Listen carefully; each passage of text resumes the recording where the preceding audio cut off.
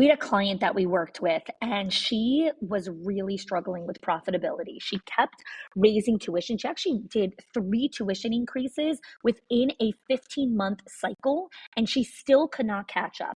So I helped her work with our 6 money leaks in schools, and she only used 3 of the 6 money leaks and cut her expenses by 50%. 50. She did not fire anyone, she did not slash any of her programs, and she did not work more hours. Again, the 6 money leaks are not hacks or spreadsheets. These are patterns. They are small decisions that feel so normal that your school does, but they quietly drain your school's profit. So if you've ever wondered why you're working so hard, but still not seeing the return, this is your first step to clarity. Click the link in the show notes and find out what it's actually costing you.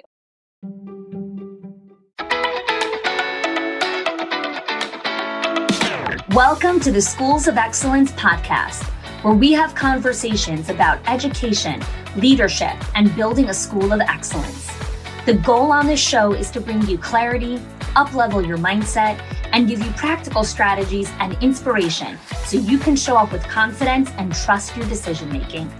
I'm Chanie Wilschanski. I'm a mom of 4 under 10, a former New Yorker, and been in the early childhood field my entire life. And I'm so grateful that you've joined me for this conversation. Hey there, and welcome back to the Schools of Excellence podcast.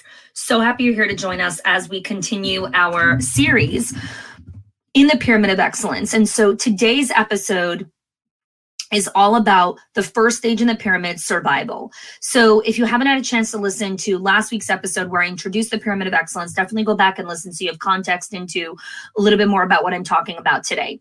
So the survival stage is really characterized by a lack of structure, organization, and processes. And so in today's conversation, I'm digging deep into the survival stage. I want to help you understand the strategies, the foundation, how to develop the clear vision, overcoming the self-doubt, the uncertainty, the ambiguity, and also I'm addressing a lot of some of the common questions that are happening in this season, in this stage of growth inside of your center. So there's a lot of questions that arise, like I spoke about in the previous episode. And so let's talk about what to really work on when you're in the survival stage. Well, actually, before we talk about what to actually work on, let's talk about what gets you into survival.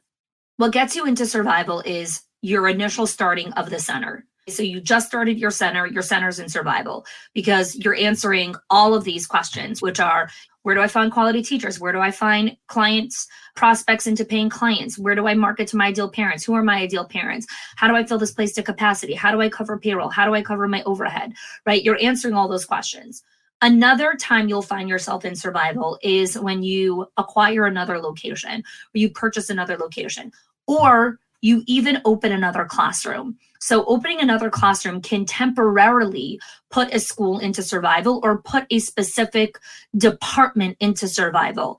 So this gets a little bit more on the complexities of this. And when you're more of a seasoned Schools of Excellence member and you've worked through the cycle many times, you actually start to be able to compartmentalize this department is in survival, or this particular center is in survival, or these 3 classrooms are in survival, or these 3 admin people are in survival, or whatever it is, right? It's easier to compartmentalize. But in the beginning, when you're just getting started, you're really looking at the overall school. This center is in survival. This school is in survival. What can bring you back into survival is a transition, right? So opening up another location can all of a sudden have the chips falling in a bunch of different directions, or your house of cards wasn't built very strong and now the whole house of cards come flying down.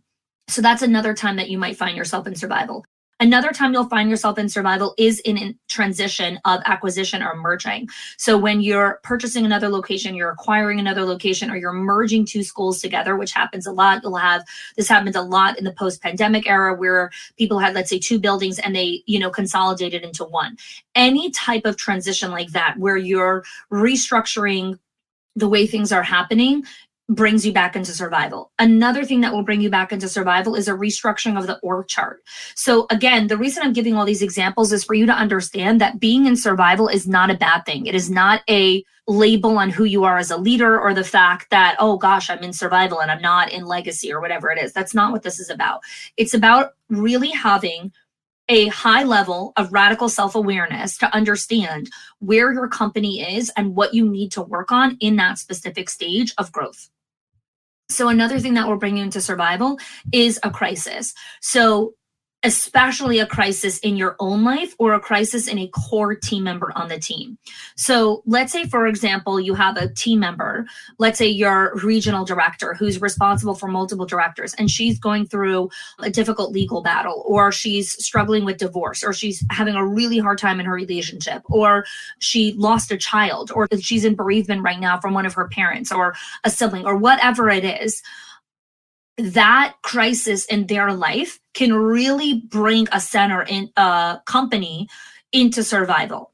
And the reason for that is because the operations and the mindset and the strategy and skill that that core team member brings, now that they can no longer bring that A game for whatever time period because of the crisis in their life, the company is thrown back into survival. And so that's, again, where you're looking at, okay, do we have the right foundational thing in place? Like, where are our systems? Where are the processes, right? This is when everyone starts scrambling for those things, which is why in survival, right, in the foundation section, you're building some of these core foundations, because you're always going to have cycles that you're going to come back into survival. There's no coming out of survival and then you never come back into it. That's not the way that it works. That is a very poor mindset to think that the moment you come out of survival, you're never coming back in.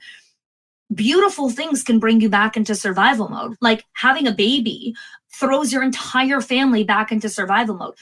Having a baby is a beautiful blessing. It's a beautiful time in life. And it also brings the entire family back into survival mode, because all of the infrastructure, all of the systems, all of the processes, all the communication, all the boundaries, all the things that the family has been operating from until now, all go out the window in the first couple months of the baby's life, because now it's just about baby survival, mama's health, and rebalancing the family's org chart. So it's not a bad thing when you're in survival. A beautiful thing could have provoked survival, or a tragedy could provoke survival as well.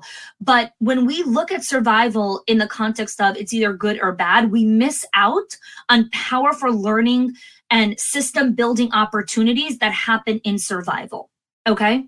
Another thing that could promote survival, besides that can lead into survival, besides for the crisis of a personal team member or yourself, is outside forces. So government, Mother Nature, right? There's a huge snowstorm that locks the city out for a week and a half or whatever it is. The company goes back into a temporary survival state because the regular operating procedures were halted for a certain period of time. And it wasn't a planned closure. It was there's an ice storm, we're shutting the place down for a week and a half. COVID was a perfect example of a crisis outside of our control that threw all childcare centers into survival. Government legislation, changes in that can throw a company back into survival. And again, so many of those things are out of your control. So the point that I really want to hammer home here is looking at if you're in survival with a very neutralized approach, not this, oh my gosh, I'm in survival, but more of, okay, this is where I am, factual. These are the facts. This is the hard data. What do I need to do to move myself out of survival? So that's a perspective I want you to look from. So in Schools of Excellence, in our Directors in Our Circle, in our Owners HQ program, we have very specific steps and journey that we take our clients on to pull them out of survival. So I want to share some of them with you here today. And if what I'm sharing is resonating with you and you want this, then I would love to invite you to apply to our membership and see if it's a good fit for you. So one of the first things we work on in the survival stage is creating a calendar that works for you in the stage that you're in the season of life that you're in, right? So this is really foundation/survival, where we're understanding, okay, how many hours a week do you currently work? How many hours a week do you want to be working? What is taking up your time, energy, bandwidth, capacity? What is your current churn rate? What is your retention rate? What does your current org chart look like? What do you want your org chart to look like? All the things, right? How much do you get paid now? How much do you want to get paid? What do you currently pay your high-level team members? What do you want to pay your high-level team members? All of those things we look at, and then we start to build the systems in place to reach the goals that you want to be reaching. So if you're working a 40-hour work week and you want to be working 25 hours a week, well, then how do we need to start setting up your current week so that we can understand where your time is going? And then we could create the right infrastructure and say, okay, well, if you want to work 25 hours a week, then you need to hire one part-time office assistant and one executive director to take on these things. But that's not the answer for every person, right? Because someone else might say, yeah, I'm working 40 hours a week. I only want to be working 25 hours a week. But these 4 things I don't want to take off my plate. I really like those things. Okay, well, then in that case, you only need to hire a full-time office assistant and you're good to go. So these are the things that we understand in the survival stage, because you cannot come out of survival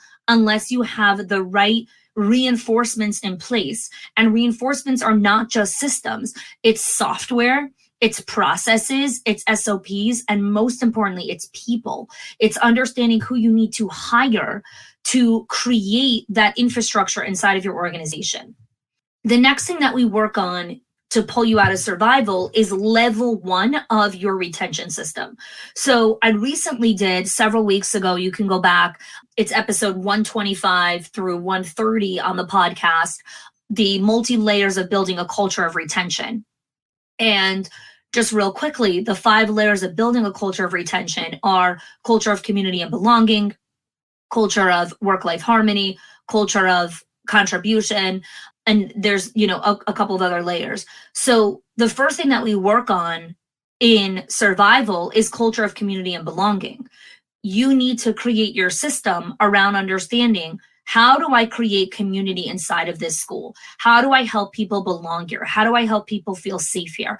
What are the strategies? What are the steps to get there? So many times people start designing culture of promotion, which is the 5th layer in building a culture of retention, when they're in survival. And I'm like, you can't design a promotional strategy or a career lattice when you're in survival. That's not the right thing to focus on. So that's the next thing that we work on inside of the survival stage.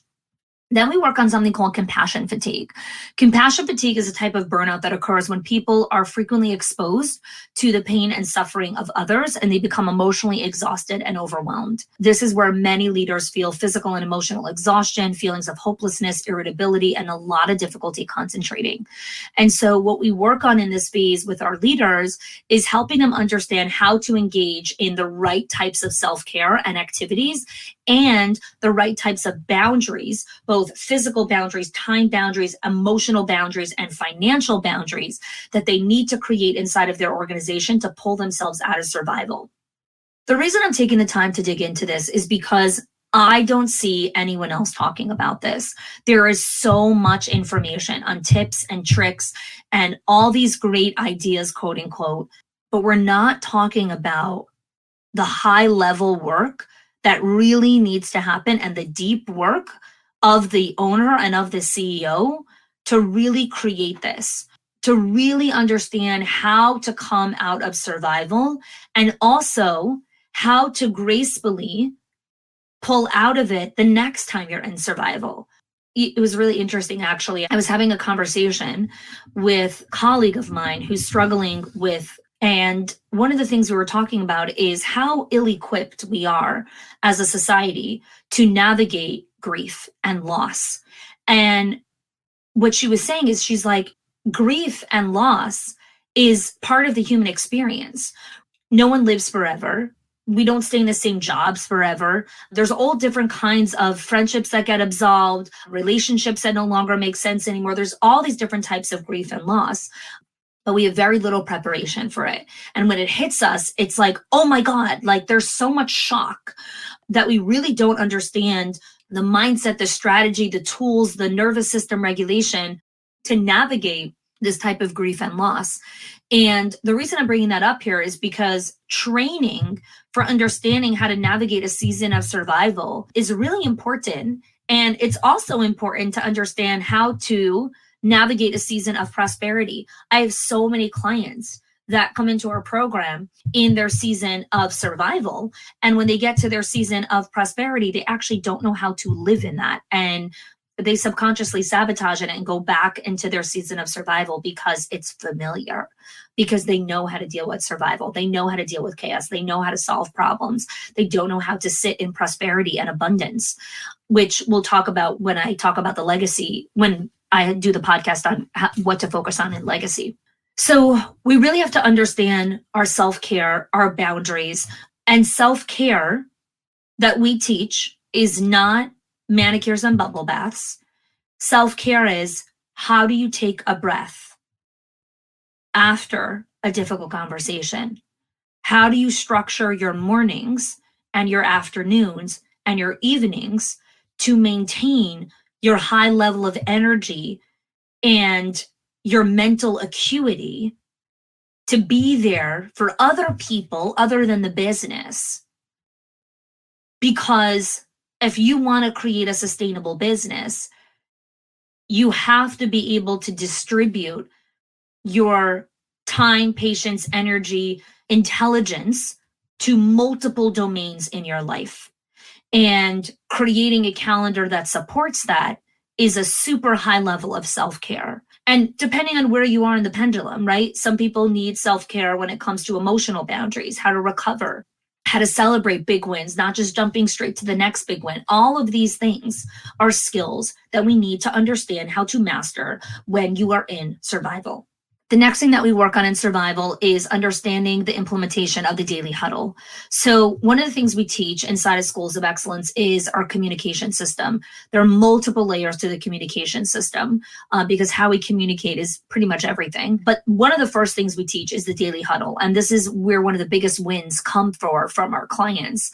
The daily huddle is a brief stand-up meeting that allows team members to quickly check in with one another, share updates, and identify issues and concerns that need to be addressed. This really improves accountability and promotes teamwork and collaboration. And so one of our clients that we were working with in the first 30 days of joining the program, she was able to eliminate hours of back and forth text exchanges because of the daily huddle. So in onboarding, one of the things that we assess for is how much time are you spending on unnecessary distraction or unnecessary communication?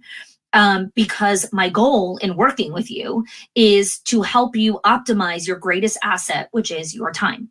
And so when we brought in Nikki, and again, all the names that I share and all the details, like we change names, I change identifying details, but their stories are real. These are real stories. We have a whole client success story series you can always check out on the podcast, listen to people's real stories as well. But when I share stories of clients, I change some of those details and I change some of their names because I just want to protect their privacy. And many of them go out and open and share their stories as well.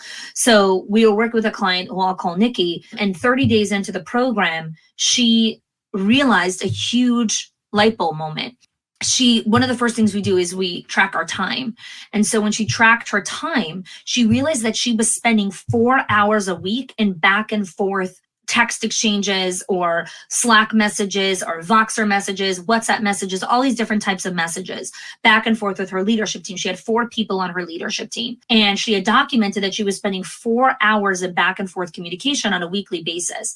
That's a lot of time on communication. And when she implemented the daily huddle, which is every single day, 15 minutes, so 15 minutes, 5 days a week is an hour and 15 minutes. I think I did the math there correctly. So that's 1 hour, even an hour and a half, let's say 90 minutes a week, as opposed to 4 hours is a huge difference. Because what happened was by conducting the daily stand-up, everyone knew their priorities, everyone knew the focus, everyone got their answers to any of the questions that they had on their priority list for the day, and boom, everyone goes and executes. The other thing that we teach inside of survival is something called the end of day optimizer, which is how to close your day. How to start your day is critical. Closing your day is just as important. How do you close your day? How do you teach your admin team how to close their day? All of these things are systems that we teach inside of the program on how to help you navigate your season of survival and also how to get out of it. So some of the other things we teach, some of the other systems that we teach inside of survival are organizing your inbox, called Tame Your Inbox. which is having an organized inbox system to reduce stress and improve productivity.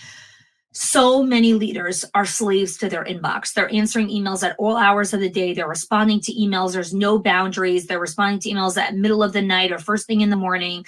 And there's really no coherent system on how to legislate what you actually respond to right away, what you don't respond to. It's a mess. Multiple people are using the same inbox. There's all different kinds of emails.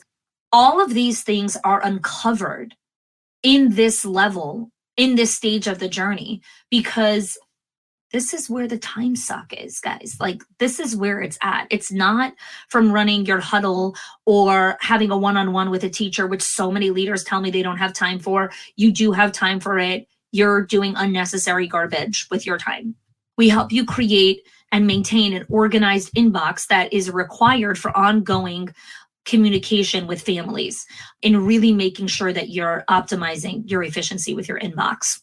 Some of the final things that we work on in survival is the understanding of building your confidence and learning how to trust your decision making, learning how to trust your discernment. Because what I really believe inside of Schools of Excellence is we can give you all the training, all the tools, but my goal is not to constantly feed you all the training and the tools. My goal is to teach you how to think, not what to think. I want to teach you how to ask the right questions for yourself. I want to teach you how to coach yourself and think for yourself and up-level what it is that you're looking for.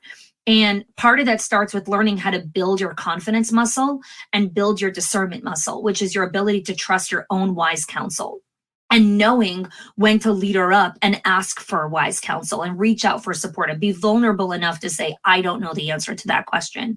And that is a skill. And we start flexing that skill. We start building that muscle inside of survival. And you're really working on that all the way through legacy and beyond, because learning your discerning muscle is a gift.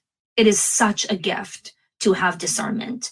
And you don't just get it handed to you. You have to earn it. Confidence is earned. Discernment is earned. Wise counsel is earned. It is not something that I can hand to you. It is not a blueprint that I can give to you. It is not a training module that I can show you. What we do inside of the membership is through the training, through the coaching calls, through the back and forth dialogue, through the group calls, through connection with other members in the community, and through taking action, failing forward, coming back, asking for feedback. That is how you build these very, very powerful leadership skills. So let's talk about, summarize here, some of the core systems that you build in the survival stage. You're working on building your hiring system, your onboarding system, your daily communication system, your first layer of your retention system, your substitute system so that you know how to bring people in and out, and you're working on really identifying your one-on-one system and your self-care processes. Lots of things that we're working on in survival. Most of our clients are in survival anywhere between 3 to 4 months. If, again, there's no other, outside factors that come in, that's kind of a baseline. And then they start working to get into the disordered phase. So what I would love to invite you for is, if you're listening to this and you're identifying with being in the survival stage, or you have a particular director who's in the survival stage, or you have one center that's in the survival stage, I would love to invite you to apply to our Directors Inner Circle or our Owners HQ program. Our link is in the show notes. And the reason there's an application process is because we don't accept everyone. Not everyone is a right fit. We're very particular about you being in the right season, the right mindset, the right place in order to take your school to the next level. Our community is a combination of receiving and giving. So we give to you a lot, you're receiving a lot, and then you're also giving to other members of the community and also receiving from other members of the community. And so we just have a pretty rigorous application process, and I will have a conversation with you and we'll be able to determine together if this is a right fit.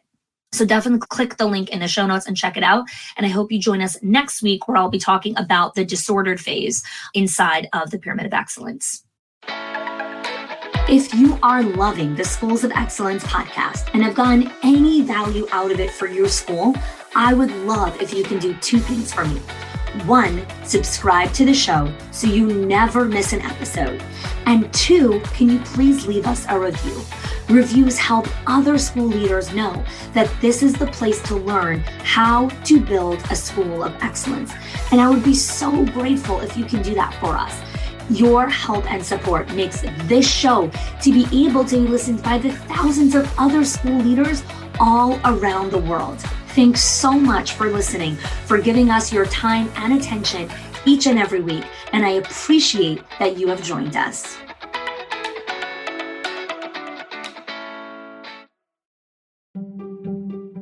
If your accountant has ever told you to cut back on professional development or slash your teacher appreciation budget or your staff development budget just so you could stay afloat, or has told you, hey, you probably can't go invest in that program, please listen. The problem is not that you're spending too much money on your people or yourself or your investment or your support system. It's that your school has invisible money leaks that are draining your profit, leaks that no spreadsheet will ever catch or accountant. So I created the 6 money leaks of schools that show you the 6 core areas that schools lose money every single month without realizing it. If you close even one of them, your profits will start to soar without sacrificing your team. Go get it now and stop blaming the things that are actually building your school.